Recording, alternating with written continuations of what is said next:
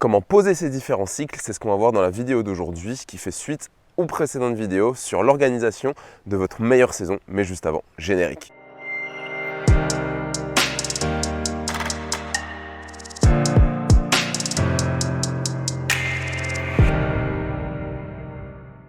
Max, je sais qu'il existe différents cycles pour pouvoir organiser sa meilleure saison en triathlon. La vitesse, l'endurance, la puissance, on connaît tout ça, mais du coup, je voulais savoir, est-ce qu'il existait d'autres cycles? Alors, il existe différents cycles. On va essayer de les détailler et surtout savoir ce qu'on met derrière. Le premier cycle, souvent, on parle d'un cycle d'endurance. Alors, on entend souvent le mot endurance, endurance fondamentale.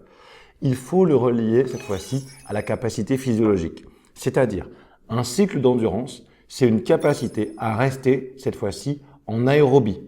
On confond souvent résistance et endurance. En résistance, il y a une notion de force ou d'intensité, et donc c'est une capacité à endurer la fatigue.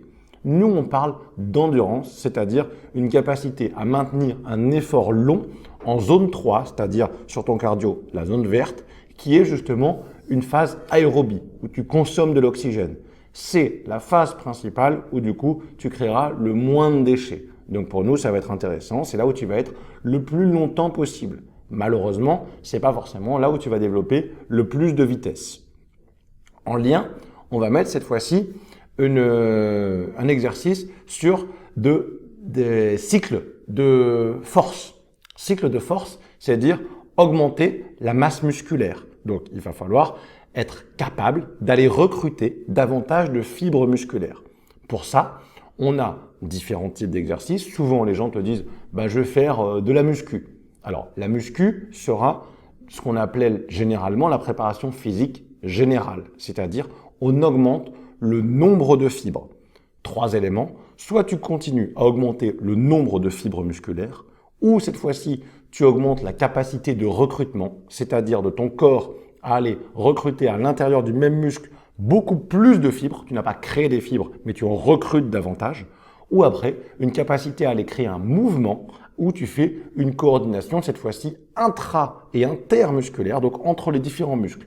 Typiquement, une cuisse avec les différents acteurs du quadriceps et de tous les extenseurs au niveau du genou. Ça, c'est un cycle de force pour augmenter la force. En fonction de ce qu'on va faire, au niveau par exemple de la préparation physique générale, on augmente simplement cette force. C'est là où on va faire un lien par exemple avec un cycle, cette fois-ci de vitesse, où on va utiliser ce nouveau muscle, entre guillemets, pour aller plus vite. Et donc, on va aller te faire un cycle spécifique cette fois-ci pour mettre du lien avec le cardiovasculaire. Donc, tu auras fait ton cycle d'endurance, tu auras fait ton cycle de force. On va pouvoir travailler de la vitesse qu'on mettra en lien cette fois-ci avec un cycle de puissance. La puissance, c'est la force fois la vitesse. Donc, on va combiner les deux justement pour aller augmenter et faire ce qu'on retrouve sur les home trainers typiquement de la FTP ou simplement la capacité à maintenir cette puissance pendant 1 heure. Donc, tu as ces différents cycles. Donc, c'est-à-dire soit du cardiovasculaire, une capacité de ton cœur à aller s'adapter en fonction des zones et également adapter cette fois-ci sa fréquence cardiaque de repos et sa fréquence cardiaque maximale qu'on distinguera en course à pied, en vélo, même parfois en natation. Ensuite, il va falloir maintenant réussir à combiner ces différents cycles. D'après toi, en gros, comment on les imbrique et comment on les fait s'enchaîner? Alors, je dirais avant tout, on va déjà commencer par l'endurance. Ensuite, on va faire un cycle de puissance. Et moi, je dirais qu'on va terminer par un cycle de vitesse pour pouvoir justement arriver et être le mieux possible et pouvoir courir le plus vite possible pour le jour de la course. J'ai juste ou pas? Alors, tu as presque juste. C'est-à-dire que tous les ingrédients sont bons. Par contre, je pense que au niveau de la cuisson, le gâteau, il va pas forcément monter. En tout cas, il sera pas optimal. Tu vas avoir un gâteau de chocolat, mais ça risque de faire une brique. Pourquoi? Simplement, tu as totalement raison sur le fait que la base, et ça, tout le monde le sait, ça va être l'endurance fondamentale. Par contre, ce sera notre première brique. Donc, si on doit faire un comparatif, par exemple, par rapport au Lego. Notre brique de base, c'est-à-dire la 4 briques, la plus grande, celle où on construit son mur. Notre endurance fondamentale, on va s'appuyer dessus. Par contre, il faut la plaque en dessous. Parce que pour poser ta brique, il faut qu'elle puisse se clipser sur une plaque. Et la plaque, c'est quoi? Ça va être notre préparation physique générale. C'est-à-dire ce qu'on avait évoqué en disant en amont, faire un renforcement spécifique pour avoir ce muscle. Parce que si jamais on fait de l'endurance fondamentale, c'est-à-dire que tu vas t'entraîner à aller travailler avec une certaine masse musculaire, alors que du coup, on augmente après ta masse musculaire, et bien du coup, ton cœur, il va dire « bah zut, j'ai plus d'acteurs qui vont me réclamer du sang, donc il va falloir que je tape plus fort ». Il n'aura pas été préparé à ça. Donc, la plaque, on fait de la musculation. On pose notre 4 briques qui va être spécifiquement l'endurance fondamentale.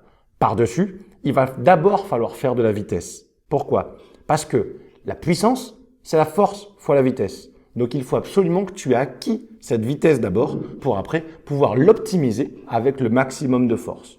Donc, dans les différents cycles, on va vraiment se dire, je fais ma préparation physique générale, ensuite, je vais faire mon endurance fondamentale. En parallèle, je vais garder justement ma préparation physique auxiliaire.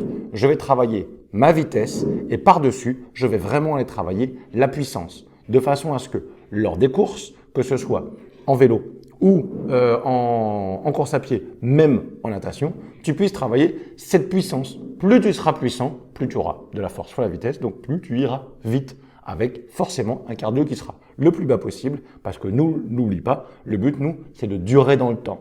Donc, cette base, et c'est là où tu as complètement raison et on s'appuie sur ton expérience, qui est le fait de pouvoir durer. Donc, avoir un cardio qui va bien fonctionner avec la puissance prédéterminée.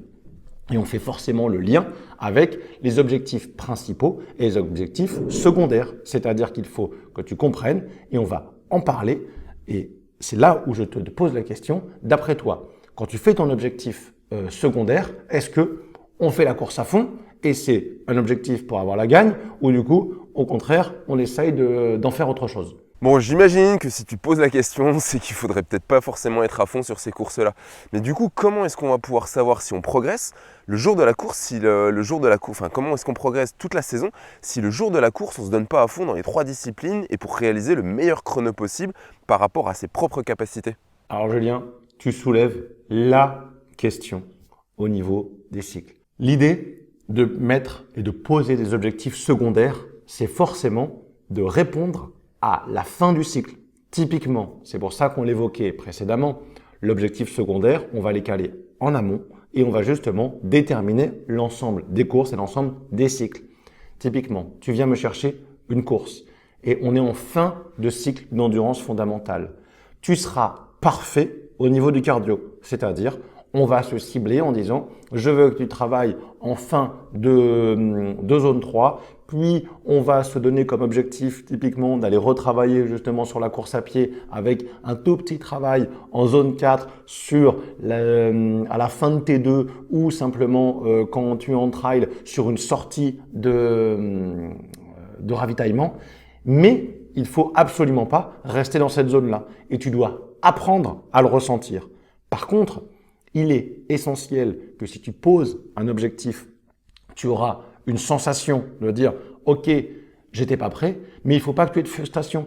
C'est pour ça qu'on le travaille en amont. De dire « Si on me pose cet objectif, l'exercice de cette course sera d'aller retravailler spécifiquement ta zone de fréquence cardiaque ». Donc, on doit débriefer après la course, analyser tes datas et apprendre à analyser tes datas pour dire oui, au niveau cardiovasculaire, j'étais bon. Cette partie, là, j'ai été moins bon. Quelle est ta sensation? On débriefe ensemble et justement, on va le rentrer. Je me suis senti bien et j'avais envie d'aller plus vite. Oui, mais pour le moment, pourquoi on ne pouvait pas aller plus vite? Parce qu'on n'avait pas encore fait ce cycle de vitesse. Et on va construire. Première course de la saison, je prends un exemple, endurance fondamentale. Deuxième course de la saison, objectif, travail de la vitesse. Troisième course de la saison, peut-être la combinaison de l'ensemble, mais sur un format plus court. Quatrième course, qui peut être ton objectif principal, faire une course pleine. Et à partir de ce moment-là, tu vas voir que l'ensemble des données, l'échange, encore une fois, on insiste, mais l'échange entraîneur-entraîné est primordial. C'est là où tu dois comprendre, ne surtout pas être dans la frustration et te dire « je pars sur une course, je veux donner le meilleur de moi-même ».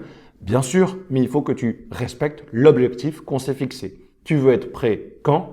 Le jour de ta course principale. Et c'est là où tout le travail est à faire maintenant et pas plus tard. Donc, tu dois le déterminer tout de suite pour la suite.